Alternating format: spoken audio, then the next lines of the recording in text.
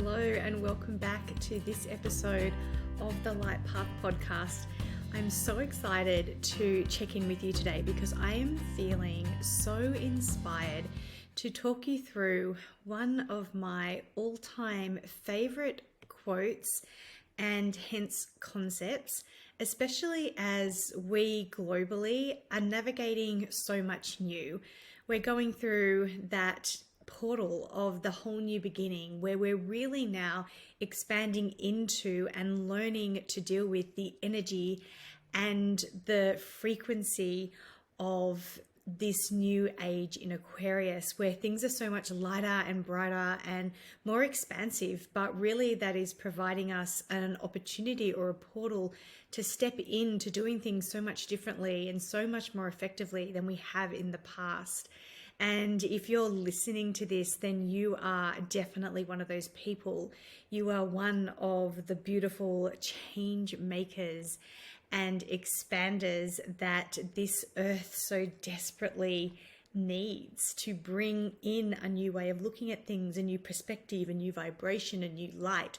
You don't have to be sitting behind a podcast microphone like I am right now, or working in some type of boho healing modality to express that, because we need people to express this potential and this light and the new ways in absolutely every aspect of our society. So, but doing that is difficult. It's really difficult. It's really hard to be a change maker.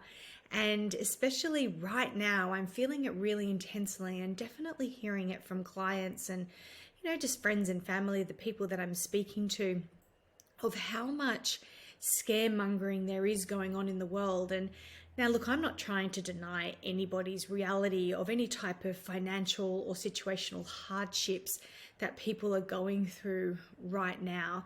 But honestly, I'm not a big watcher of the media, if I'm really honest. I think it's a lot of scaremongering, a lot of fear-based, kind of dramatized storytelling in terms of the news.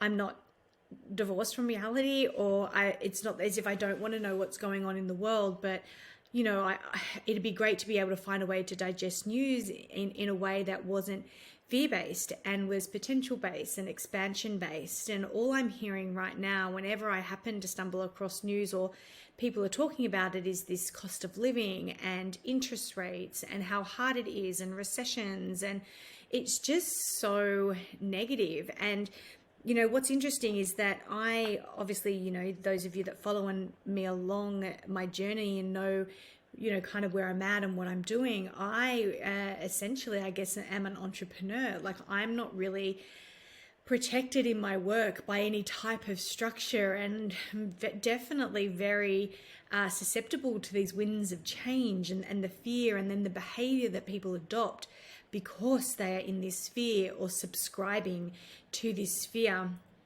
And in those times, it's really difficult to stay true to your course and your path, because you want to keep yourself safe and secure for sure, but you also really believe in what you're doing and how you're pushing forward.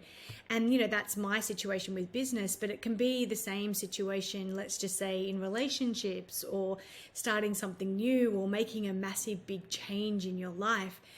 And I think what I've been thinking about a lot lately is how the outside noise right now collectively is really loud. And I think it's really loud energetically speaking, because we all know we're on the precipice of change.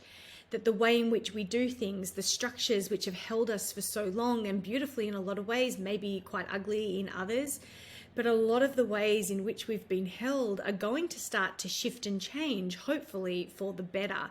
But that change is, as we know, the only inevitable. And as things start to shift and change, of course, that breeds a lot of uncertainty within us individually.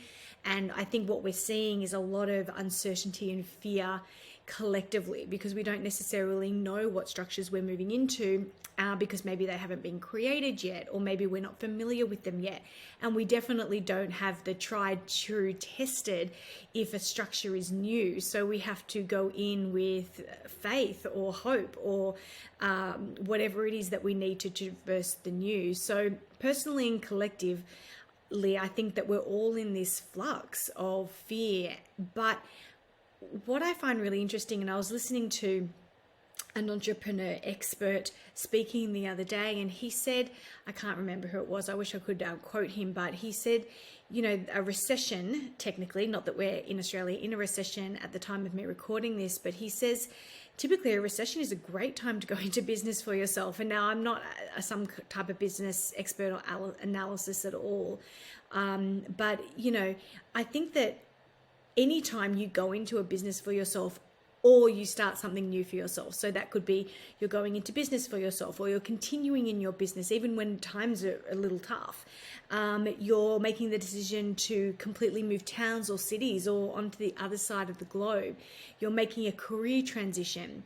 You're transitioning out of a marriage maybe. You're deciding to end something, or you're deciding to start something. All of these moments require deep courage. And I think that when collectively and individually we're in times of uncertainty, people pull back from courage. And I think essentially what this business expert was saying in the context of starting a business, that when you are able to show courage in the face of fear, I believe that you are always going to be rewarded. You might be rewarded with lessons. You might be rewarded with actual rewards, like it might go really, really well. Or the unexpected surprises that always come with when we follow our true inner guidance, our true compass of that intuition aligned with our authenticity, married to our desires and our values. And it always takes me back to two things, which are one in the same. And that is Theodore Roosevelt's quote, all about being in the arena, and Brene Brown's book, Daring Greatly, which I think is hugely based upon or inspired by Theodore Roosevelt's quote.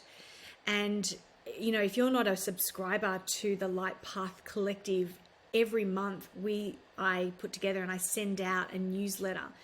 And in that newsletter that you receive on the first of the month is always a book recommendation. I always recommend a book to help you, inspire you, something that I have either read or am intending on reading that month alongside you. And it's because I'm talking about this now that I have recommended Daring Greatly by Brene Brown as the book for this month. It's a book I read quite some time ago, but it is absolutely one of those books that I know I will always come back to, because I think if you want to live a life that is authentic to the person that you are and the person that you evolve into at every different day and stage, then you have to be a person who is comfortable with and who welcomes daring greatly.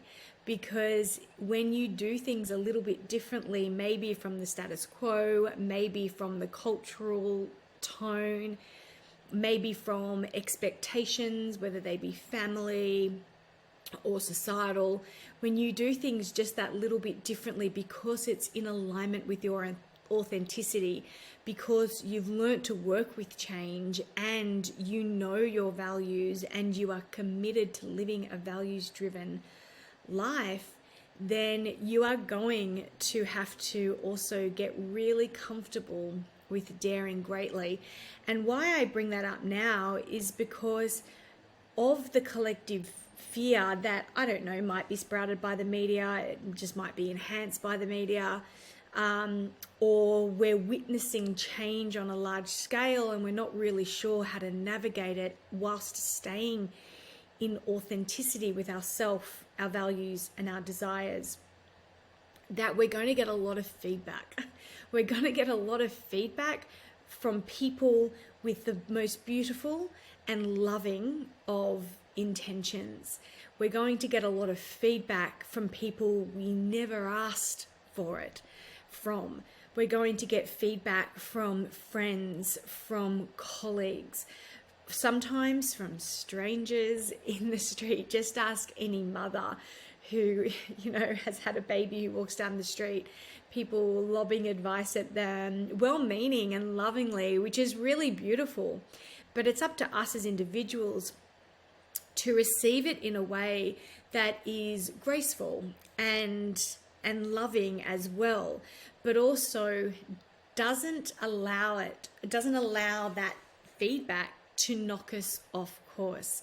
So let me dive into Roosevelt's quote, because it's in the feedback that I think a lot of us potentially lose our way, where we get the doubt creeps in, our insecurities are magnified and feel so much more real, that we feel so nervous and vulnerable in the decisions that we're making that may go against what the majority or what others that we really hold important to us are thinking and are feeding back to us.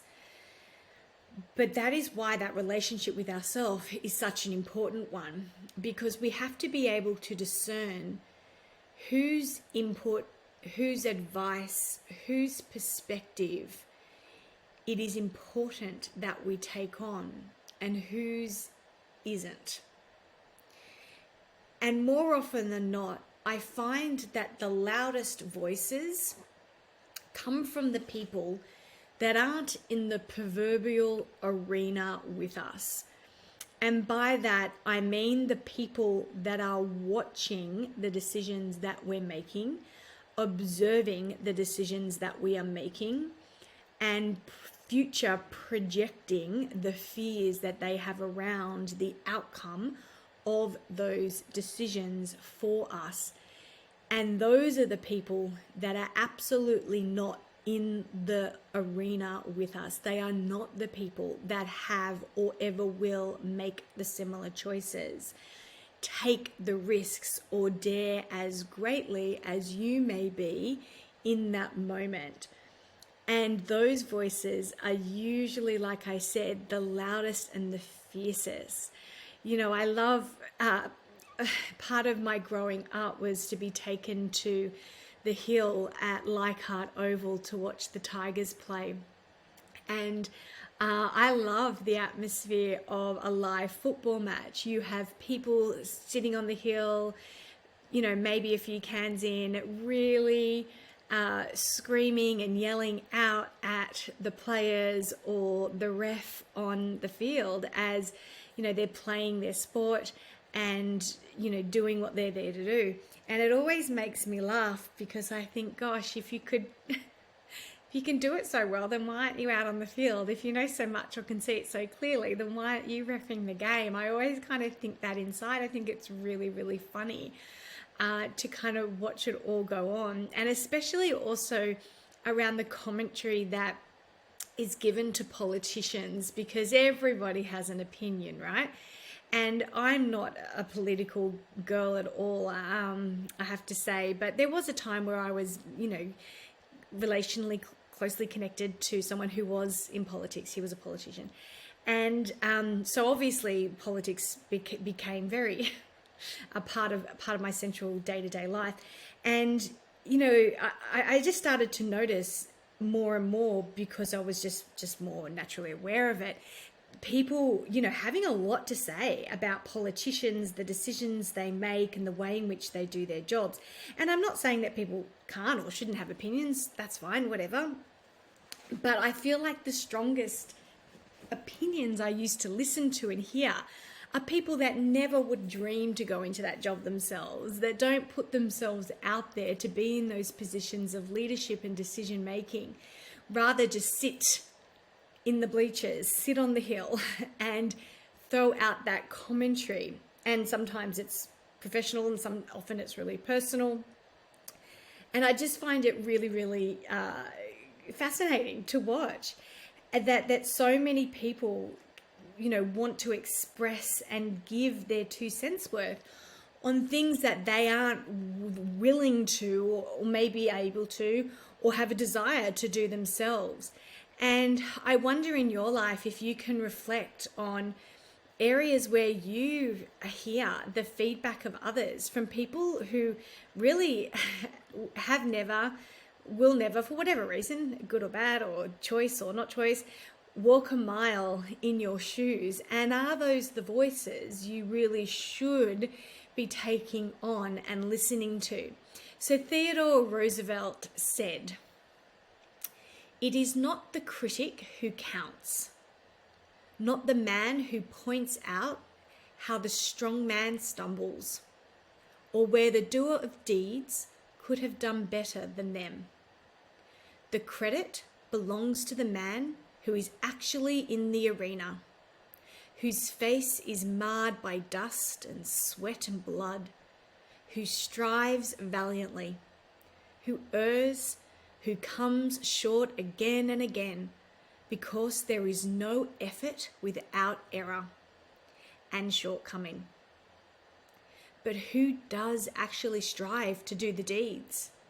Who knows great enthusiasms, the great devotions, who spends himself in a worthy cause, who at the best knows in the end the triumph of high achievement, and who at the worst, if he fails, at least fails by daring greatly, so that his place shall never be with those cold and timid souls who neither know victory nor defeat." So as we are listening to the hum, the fear that may be surrounding us at the moment, that we even may be feeling, whose voice really does count for you at this time? And I've thought about this a lot lately. And over the last 6 months, I've become, I think, very discerning about who I share my plans, my goals, my struggles, and my life with. Because there's not that many people that understand my particular situation. Like, there's not many situations of other particular people that I understand. And conversely, I've been very aware of myself to try not to jump in and position myself on the sidelines of their life as they're in the arena doing their thing and their life in their way.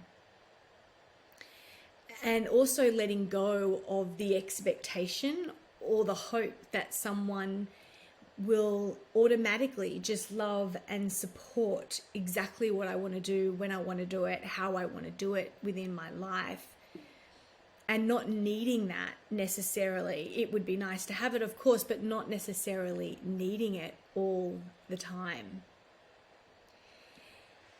And so if you're a person that is sitting in some type of fear, if you're a person that is currently wanting maybe to take a leap of faith in yourself by making a change, big or small, it doesn't have to be getting on a plane and moving to the other side of the world. It could literally maybe just be to start something that you're really afraid of failing at, like maybe an exercise program or a new hobby. It could be to change the way in which you're doing a certain part of your life. It could be as simple as maybe seeking healing or therapy for the very first time. It could be those big moments of daring greatly, to switch your career, to start a family, to come to the realization that a family is not what you want, to end the relationship, to begin a new one, to buy the house, whatever it is that you're daring greatly for yourself. And there is no comparison between any of those things, because I think anything new, anything that calls a greater potential for us to be and to exist in, anything that allows us an opportunity to really believe in ourselves, I think is an opportunity to really dare greatly. And as you do that, like I said, it can be very easy to be knocked off course by maybe very well-meaning and loving people that are sitting on the sidelines as you enter into that arena of change in your life. So I want to share with you Brene Brown's take on this from her book, Daring Greatly. If you are not in the arena, getting your ass kicked on occasion, I am not interested in or open to your feedback. There are a million cheap seats in the world today, filled with people who will never be brave with their own lives, but will spend every ounce of energy they have hurling advice and judgment at those of us trying to dare greatly. Their only contributions are criticism, cynicism, and fear-mongering. If you are criticized from a place where you're not also putting yourself on the line, I'm not interested in your feedback. Boom. I absolutely love that. And I love that because it also, to the point, which is why I love Brene Brown so much. She doesn't beat around the bush.